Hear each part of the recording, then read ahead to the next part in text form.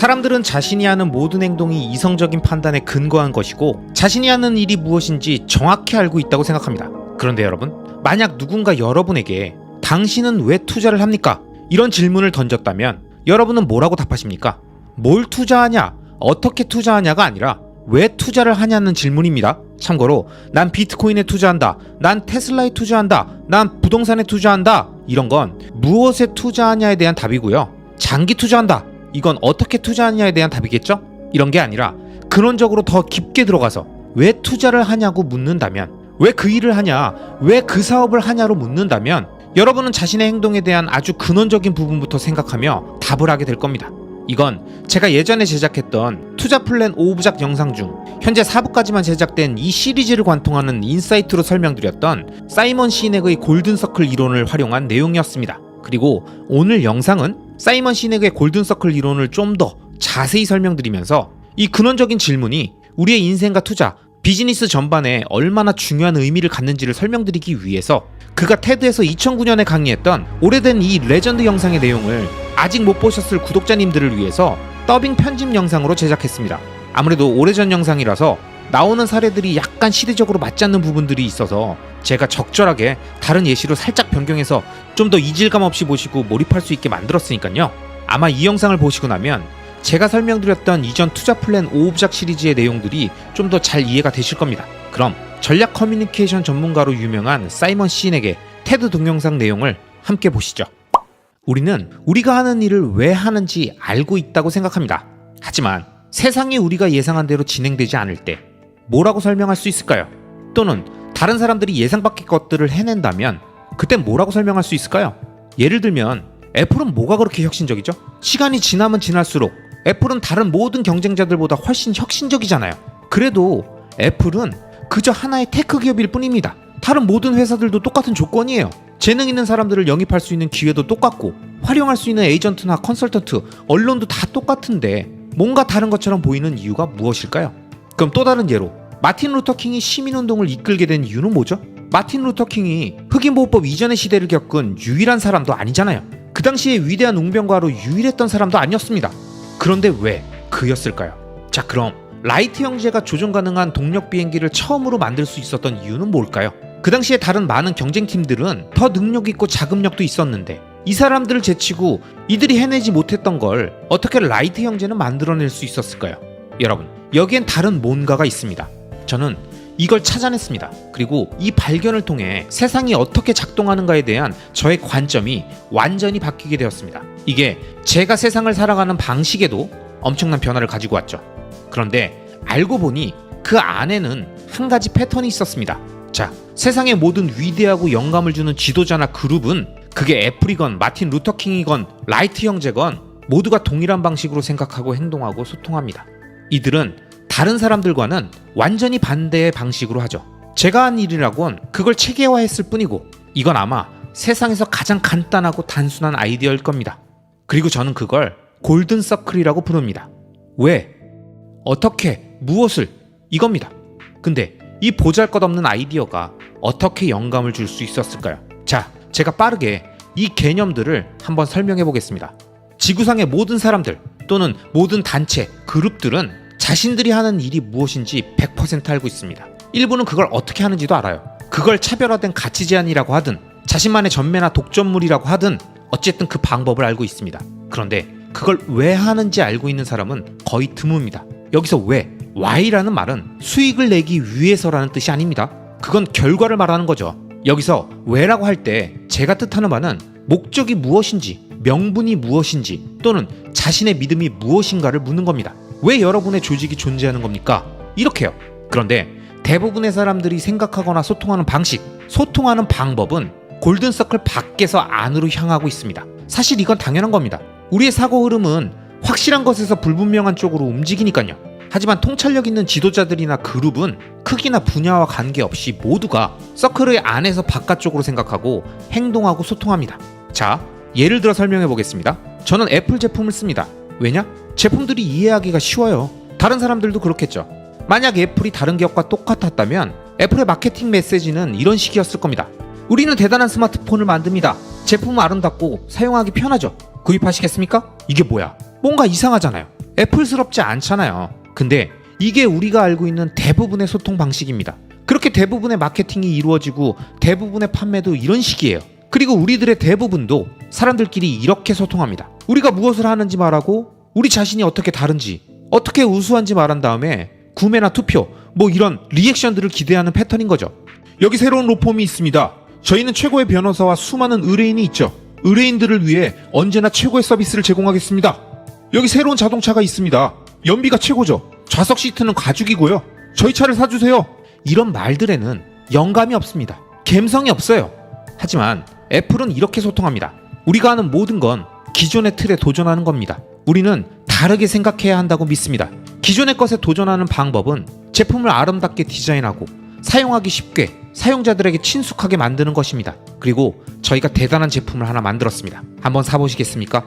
완전히 다른 접근 방법이죠. 하나 사고 싶어지지 않습니까? 근데 제가 한 거라곤 정보의 순서를 뒤바꾼 것 뿐입니다. 자, 보세요. 사람들은 당신이 한 일을 구매하는 게 아니라 당신이 왜 그런 걸 했는지 그 이유를 구매하는 겁니다. 사람들은 그들이 한 일을 구매하는 게 아니라 그들이 왜 그런 걸 했는지 그 이유를 구매하는 거라고요. 이것이 바로 여기에 계신 모든 분들이 애플의 스마트폰을 구입하는 게 마음 편한 이유인 거죠. 그뿐입니까? 우리는 애플의 에어팟을 사는 것도 아주 편하고요. 애플의 노트북이나 와치를 사는 것도 마찬가지입니다. 하지만 제가 앞에서 말씀드린 것처럼 애플은 그저 테크 회사일 뿐이에요. 다른 경쟁사들에 비해서 구조적으로 다른 건 아무것도 없습니다. 결국 사람들은 누군가가 만든 것을 사는 게 아니라 그 이유를 사는 겁니다. 여러분, 목표는 우리가 가진 것을 사려고 하는 사람들을 대상으로 비즈니스를 하는 게 아닙니다. 목표는 우리가 믿는 것을 믿는 사람들과 비즈니스를 하는 거예요. 여기 가장 좋은 예가 있습니다. 참고로 제가 말씀드리는 어떤 것도 제 의견이 아닙니다. 이건 모두 생물학적 기본 정신에 근거를 둔 거예요. 심리학이 아니라 생물학이요. 자, 인간의 두뇌의 단면을 보면 위로부터 아래 방향으로 볼 때 인간의 두뇌는 사실 3개의 중요 부위로 이루어져 있습니다. 이게 골든 서클과 완벽한 연관성을 갖고 있어요. 우리의 뇌에는 심피질이라는 게 있습니다. 그게 여기 있는 와세 레벨이에요. 이 심피질은 우리의 모든 이성적이고 분석적인 사고와 언어를 담당합니다. 그리고 중간에 두 섹션은 변연피질로 이루어져 있습니다. 이 부위는 우리의 감정을 담당합니다. 믿음이나 충성심, 이런 것들이죠. 이 변연피질은 인간의 모든 행동과 결정을 담당하지만 언어와는 무관합니다. 그러니까 골든서클상 우리가 바깥에서 안쪽으로 소통하게 될 때는 사람들이 수많은 양의 복잡한 정보를 이해해야 되는 거예요. 특색이나 이점, 사실이나 모양 같은 것들이요. 하지만 그게 행동으로 이어지지는 않습니다. 반대로 우리가 안에서 바깥으로 소통하게 된다면 우리의 행동을 제어하는 뇌의 일부에 직접적으로 말하는 게 되는 겁니다. 그래서 사람들로 하여금 자신이 말하고 행동하는 현재의 모든 상태를 합리화하도록 만드는 거예요. 이것이 바로 직관적인 결정이 이루어지는 곳입니다. 아시다시피 사람들은 종종 다른 이들에게 모든 사실과 정보를 주지만 그들은 이렇게 말합니다.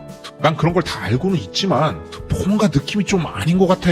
그런데 사람들은 왜 그런 걸 느낌이라고 말할까요? 왜냐면 결정을 관장하는 뇌의 부위가 언어를 관장하지 않기 때문입니다.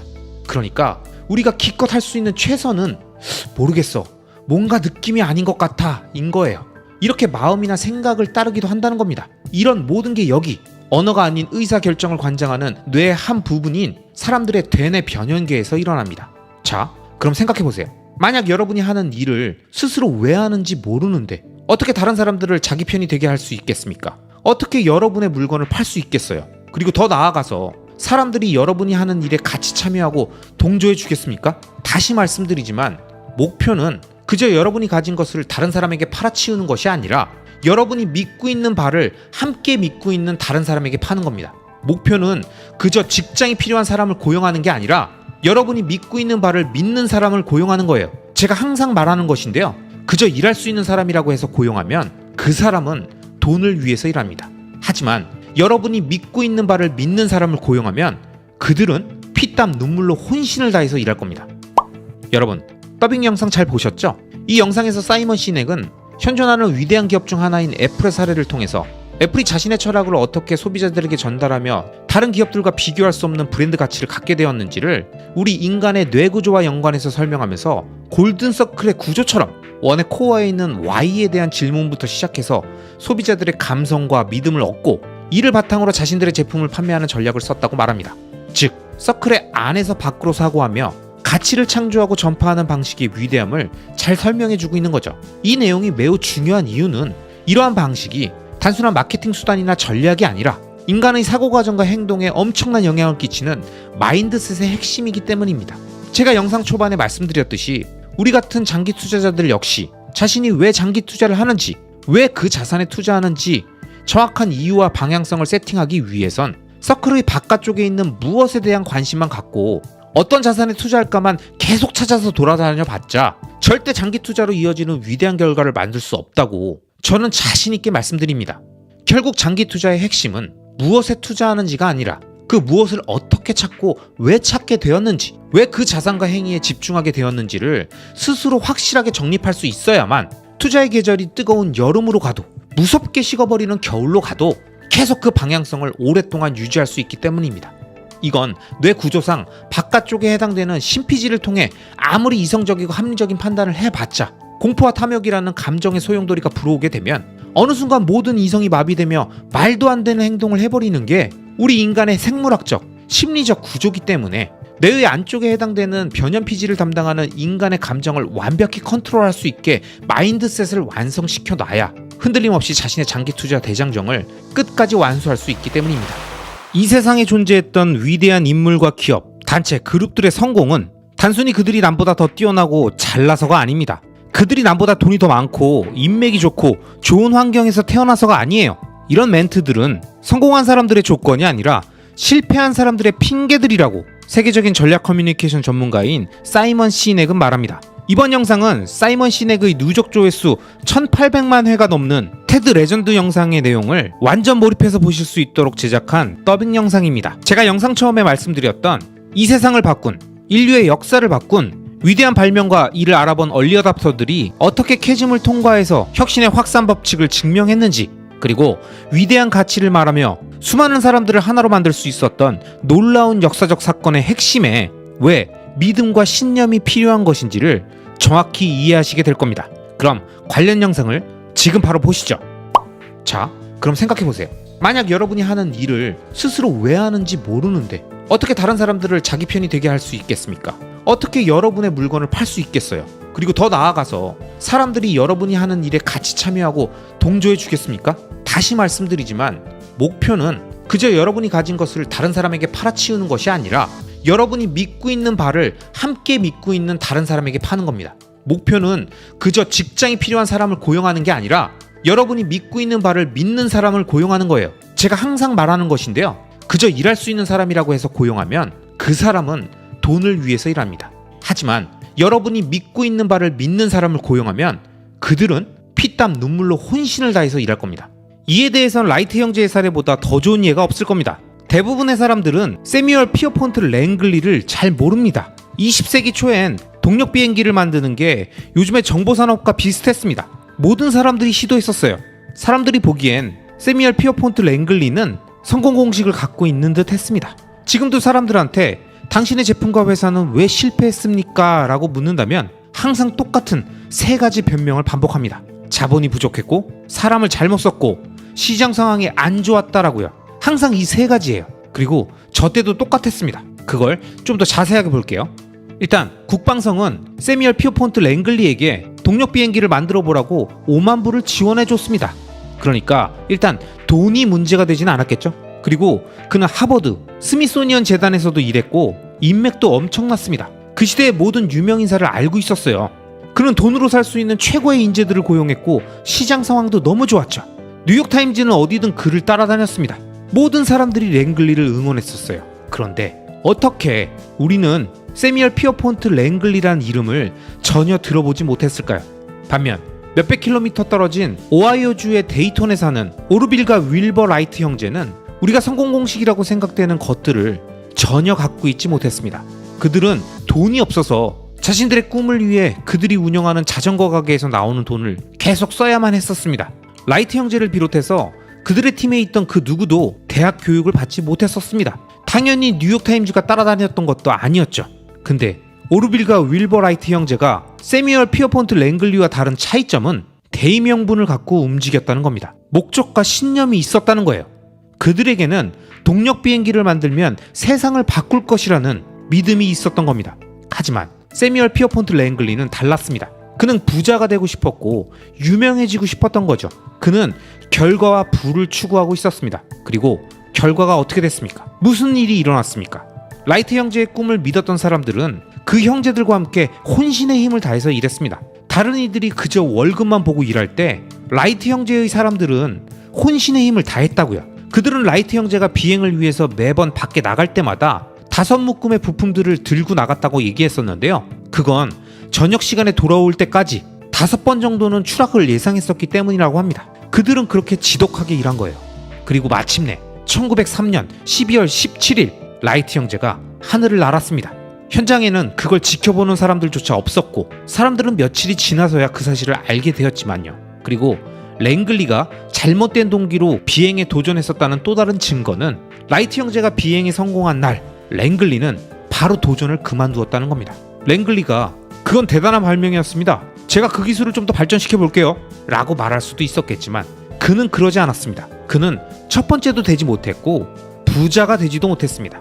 그는 유명해지지 못하니까 그냥 바로 그만뒀던 거예요. 이제 아시겠죠? 사람들은 여러분이 하는 일을 사는 게 아니라 당신이 왜 그 일을 하는지 그 이유를 사는 겁니다. 여러분이 믿는 바를 말하면 그걸 믿는 다른 사람을 끌어당길 수 있습니다.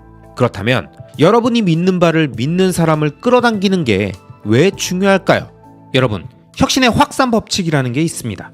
그 법칙을 모른다고 하더라도 분명히 이 용어는 대충이라도 알고 계실 겁니다. 자, 지금부터 제가 설명드릴게요. 전체 인구의 상위 2.5%가 우리 사회의 이노베이터, 즉 선도 수용자들입니다.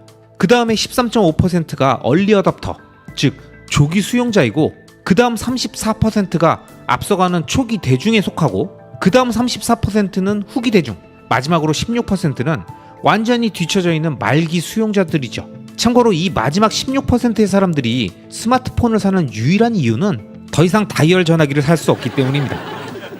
이 모델로 생각해보면 우리는 모두 어떤 시기, 어떤 위치인가에 자리하고 있겠죠. 하지만 혁신의 확산 법칙이 말하는 바는 우리가 대량 판매에 성공하고자 한다면 또는 매스마켓에서 자신의 아이디어가 받아들여지기를 바란다면 이런 임계점, 티핑 포인트를 건드리기 전까진 불가능하다는 겁니다. 15에서 18% 정도의 시장 진입이 이루어져야 비로소 비즈니스의 체계가 잡히게 됩니다. 그래서 저는 사업가들한테 이렇게 묻는 걸 좋아합니다.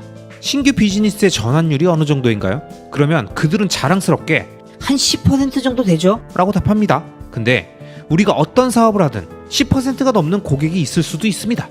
어디에나 그냥 구입하는 10% 정도가 있을 수 있거든요. 근데 그 사람들을 얼리 어답터라고 착각하면 안 됩니다. 그건 마치 사람들이 그냥 구매할 것 같은데? 라는 느낌인 거예요. 여기서 우리에게 중요한 건 많은 사람들이 아직 우리의 제품을 구매하지 않고 있을 때 우리와 함께하는 얼리 어답터들을 어떻게 찾아낼 것인가? 이겁니다. 바로 여기 10에서 16%의 이 작은 차이를 극복해야 된다는 거죠. 이걸 제프리 무어는 균열의 극복, 캐즘이라고 부른 겁니다. 그 이유가 바로 초기 대중은 다른 누군가가 먼저 하기 전에는 아무것도 시도하지 않기 때문입니다. 여기 이 사람들, 이노베이터와 얼리 어답터들은 그런 직감적인 결정을 하는데 매우 익숙한 사람들이에요. 그들은 직관적인 판단을 하는 것을 더 편하게 생각합니다. 그들의 이런 결정은 어떤 상품이 쓸만한지를 보는 게 아니라 세상에 대한 그들의 믿음과 신념에 따라서 구매를 한다는 겁니다. 이들은 6시간이나 줄을 서서 처음 나온 아이폰을 구매하는 사람들이에요. 그 다음 주만 되면 그냥 가게로 걸어 들어가서 진열대에서 물건을 바로 살 수 있는데도 말입니다. 이들은 새로운 디바이스가 처음 나왔을 때 코액을 지불하는 사람들이라니까요. 그 기술이 수준 이하임에도 불구하고요. 어쨌든 이 사람들은 기술이 대단해서가 아니라 자기 자신을 위해서 구매를 합니다. 자신들이 첫 주자가 되고 싶기 때문입니다. 자, 다시 말씀드립니다. 사람들은 여러분들이 한 일의 결과를 사는 게 아니라 그 이유를 삽니다. 그리고 여러분들이 한 일은 여러분들이 믿는 바를 증명할 따름입니다. 사실 사람들은 그들이 믿는 것을 증명할 만한 일을 하게 됩니다. 어떤 사람이 처음 출시된 지 6시간 만에 아이폰을 사는 이유, 6시간이나 줄을 서 있는 이유는 그들이 세상에 대해서 믿고 있는 것 때문입니다. 그리고 다른 사람들에게 그걸 보여주고 싶기 때문인 거죠. 자신이 첫 번째라는 걸요. 자, 또 다른 혁신의 확산 법칙의 성공 사례를 말씀드리겠습니다. 1963년 여름 25만 명의 사람들이 마틴 루터 킹 목사의 연설을 들으려고 워싱턴 광장에 모여들었습니다. 그들은 광고도 하지 않았고요. 날짜를 확인할 수 있는 웹사이트도 없었습니다. 그런데 어떻게 그렇게 할 수 있었을까요? 그리고 킹 목사는 미국에서 유일한 위대한 웅변가도 아니었습니다. 미국의 흑인 인권법 이전 시절에 살아남았던 단 한 명의 미국인이었던 것도 아닙니다. 사실 그의 일부 생각은 썩 좋지 못했어요. 하지만 그에게는 재능이 있었습니다. 그는 사람들에게 미국에서 무엇이 바뀌어야 되는지를 말하고 다니지 않았습니다. 그는 그 자신이 믿는 바를 말하고 다녔습니다. 저는 믿습니다. I believe, I believe, I believe. 이렇게만 말했죠. 그의 신념을 믿는 사람들은 그의 이유를 받아들였고 결국 자신의 것으로 삼아서 사람들에게 말하고 다녔습니다. 그들 중에 일부는 심지어 더 많은 사람들을 모으기 위해서 노력했어요. 그리고 놀랍게도 25만 명의 사람들이 그의 연설을 듣기 위해서 그날 그 시간에 모였습니다. 근데 킹 목사를 위해서 나온 사람들이 몇이나 됐을까요? 제로. 전혀 없었습니다. 사람들은 모두 자기 자신을 위해서 모인 겁니다. 그들을 8시간이나 버스를 타고 거기까지 오게 한 것은, 그들을 8월의 땡볕에 워싱턴 광장에 서게 만든 것은 바로 그들이 미국에 대해서 믿고 있었던 것 때문이었습니다. 흑인 대 백인의 문제가 아니라 그들이 믿는 것 때문이었어요. 청중의 25%는 백인이었습니다. 킹 목사는 이 세상에 두 가지 법이 있다고 믿었습니다. 더 높은 권위로 만들어져 있는 법과 인간이 만든 법이 있다는 거죠. 인간이 만든 법이 더 높은 권위로 만들어져 있는 법과 일치할 때까지 우리는 정의로운 세상을 사는 게 아니라고 말한 겁니다. 흑인 인권법 운동은 그가 자신의 대의를 실현할 수 있는 완벽한 기회였습니다. 그리고 사람들은 그를 위해서가 아니라 그들 자신을 위해서 따랐던 겁니다. 그리고 그는 나에겐 꿈이 있습니다 라고 연설을 했죠. 나에겐 계획이 있습니다. 이게 아니라요. 여러분, 우리 주변 사람들에게 영감을 불어넣거나 자신에게 영감을 줄 수 있는 사람을 찾는 능력을 지닌 사람은 왜? Why라고 말을 시작하는 바로 그 사람들입니다.